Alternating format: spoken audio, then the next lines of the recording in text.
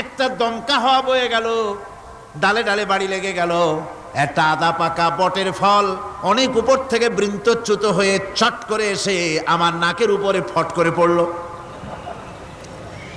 নাকের উপরে এমন ভাবে পড়ছে, নাকটা জ্বলে উঠছে। আমি সেজদায় পড়ে গেলাম। দরবেশ সাহেব বলেন, আমি সেজদায় পড়ে গেলাম, চোখের পানি ফেলে আল্লাহর দরবারে মাপ চাইলাম। বললাম, রব্বুল আলামিন, তোমার কোনো জিনিসের ভিতরে কোনো খুঁত নাই, নিখুঁত জিনিস তুমি বানাইছো, কোনো ভুল নাই। আমি চিন্তা করেছিলাম নারকেল গাছ যেমন তার ফলও তেমন, তাল গাছ যেমন তার ফলও তেমন, বট গাছটা যেমন তেমন ফল।